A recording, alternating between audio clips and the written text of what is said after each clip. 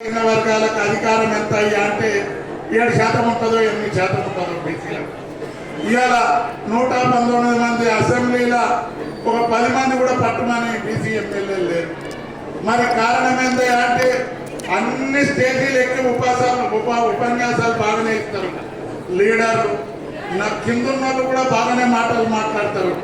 ఓట్లు రాగానే 300కో 400కో బేరం పెడతాం. అదే మన భావన. దాంతో మన జాతులు కాలిపోతున్నాయి. భారతదేశంలో ఇంకేం కావాలి? మన గొల్ల కుర్మలు కష్టం చేసుకునే దాంట్లో మనల్ని చాలా మంది ఉంటారు, ముందుంటారు. ఎవరికన్నా ఒక సాహుకారితానికి పోతే అప్పు కూడా మన జాతికి పుడుతుంది. ఎగదెంగుతారు అనే చెడ్డ పేరు మన కులానికి లేదు. అన్ని బాగున్నాయి కానీ ఈ రాజకీయాలలో వచ్చే వరకల్లా ఎక్కకపోతున్నాం. కారణం ఏంటంటే ఒక ఆయన నేను బీసీ సంఘానికి అంటారు, ఒక ఆయన నేను ఉద్యోగుల సంఘం. ఇవన్నీ లిపిలేని భాష. అసలు ఇవాళ ఇదే పొత్తూరు గ్రామానికి ఒక కుర్మ కులస్తుడు సర్పంచ్ అయితే ఆ సర్పంచ్ దగ్గరికి ఈ భారతదేశంలోనే అత్యంత ధనవంతుడైన అనిల్ అంబానీ ఒక దుకాణం పెట్టాలన్న శ్రీయుత గౌరవనీయులైన గ్రామ సర్పంచ్ గారికి, అయ్యా నేను మీ ఊళ్ళో దుకాణం పెడుతున్నా, నాకు అనుమతి అని పర్మిషన్ కొరకు పెట్టుకుంటాను. అది రాజ్యాంగం. ఇవన్నీ వచ్చేటి పోయేటి కావు. ఏదన్నా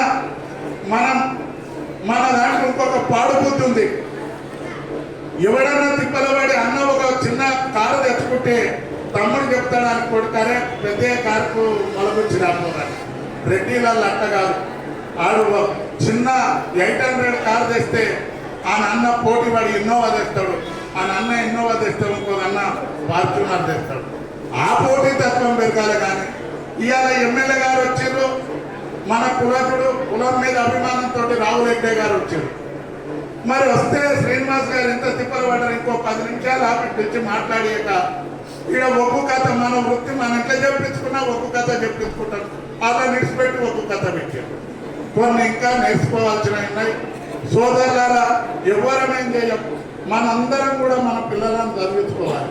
చదివించుకుంటే ఇంకొక తరానికన్నా మనకు బుద్ధి వస్తుందేమో, తెలివి వస్తుందేమో అనే విషయాన్ని నేను మనవి చేస్తూ, రేపు జరగబోయే లోకల్ బాడీ ఎన్నికలలో ఏ రాజకీయ పార్టీలు ఉన్నా సరే మన కులదులు సర్పంచులు కావాలి, ఎంపీటీసీలు కావాలి, ఎంపీపీలు కావాలి. ఇవాళ బీసీలకు వస్తే ఒక గ్రామంలో కుర్మకొల్లోళ్ళు నిలబడి ఇంకో బీసీలు నిలబడతారు. ఎట్లా సహకారం కూడా మనకే ఉంటుంది. ఎందుకంటే ఈ కుర్మకొల్లోళ్ళు చెప్తే ఇంటరు అనే ప్రేమ మన కులం మీద ఉంది.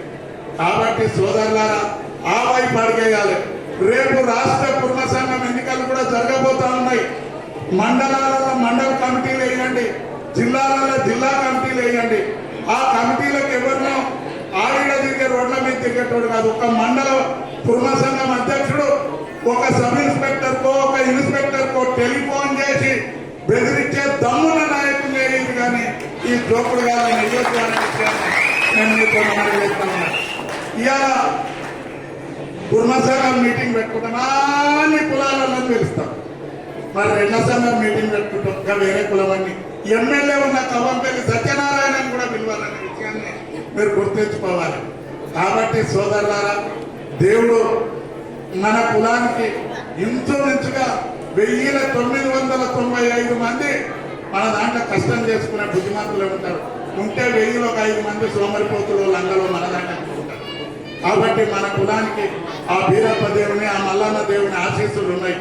ఊరికేనే ఊర్లలో పోయి కొంతమంది పనిమాట లేని వాళ్ళు కుర్మోడాలాగా గొల్లోడాలాగా అటువంటి చిల్లరగాల మాటలు ఏం నమ్మద్దు. మన కులం మనదే, ఎవరి కులం వాళ్ళది.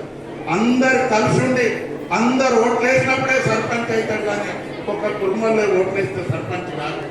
కాబట్టి వీడున్న సోదరులు యువకులకు అందరికి చెప్తా ఉన్నా, మీరు కూడా రాష్ట్ర కుర్మ సంఘంలో ప్రతి కార్యక్రమమైన కరీంనగర్కి వెళ్ళి వస్తే అన్న మీ సభ్యులు 2-3 వచ్చేది, తక్కువ ఎవరు రాకపోయేది. వీళ్ళే కుర్మలు మొత్తం ఇక కరీంనగర్ మొత్తం వీళ్ళే అని అనుకునేది ఆడున్నోళ్ళు కూడా. దయచేసి మీరు కూడా యువకులు కుమార్ గారు అందరూ కూడా పరిజ్ఞానం ఉన్నోళ్ళు బయటికి రావాలి. ఇవాళ అక్క జిల్లా పరిషత్ చైర్మన్ ఉమ్మడి మన తెలంగాణ రాష్ట్రంలో 2 జిల్లా పరిషత్ చైర్మన్లు మన కుటుంబంలో అయ్యారు. కరీంనగర్ తూళ్ళమ్మ గారు, గద్వాల జిల్లాకు సరితమ్మ గారు అయ్యారు. కాబట్టి ఇక్కడనే రేపు గట్టిగా ఈ లోకల్ బాడీలలో ఉంటే మనం రేపు వచ్చే అసెంబ్లీ ఎన్నికలలో ఇంకా ఇద్దరు ముగ్గురు మన ఎమ్మెల్యేలు అయ్యేది. నేను నాకు భువనగిరి పార్లమెంట్ బీఆర్ఎస్కి వెళ్ళి పోటీ చేసిన ఓడిపోవడం జరిగింది. కాబట్టి వచ్చేసారి కల్లా మనోళ్ళు వచ్చే విధంగా పనిచేయాలి. ఎప్పటికైనా యాద పెట్టుకోరు, మడుగు బంగారం కన్నా మాసం ఎత్త అధికారం గొప్పది. మనం అన్ని విధాల ముందుంటేనే, మనకు రాజ్యాధికారం ముందుంటేనే ఇలా ఎవరున్నా గౌరవిస్తారు. నువ్వు 1000 కోట్లున్న శ్రీమంతుని కూడా ఒక కానిస్టేబుల్ ఆపుతాడు.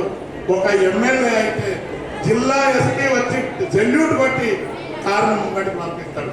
రాజ్యాంగానికున్న రాజ్యాధికారానికున్న విలువ అది. దానికి కొట్లాటలు చేయాల్సిన పని లేదు, దొడ్డుకొమ్మ రేయలేక గొడ్డాళ్ళు పట్టుకోవాల్సిన పని లేదు. మన ఓటును మనం పోయి పడతాసాటు పోయి మనకి మనం వేసుకుంటే రాజ్యాధికారం చేతికి వస్తుందనే విషయాన్ని మనం చేస్తూ, ఊరికే వేదిక మీద ఉన్న సోదరులందరూ కూడా జిల్లాలో పోయి ఈ అన్నట్టు కూడా చెప్తున్నాను.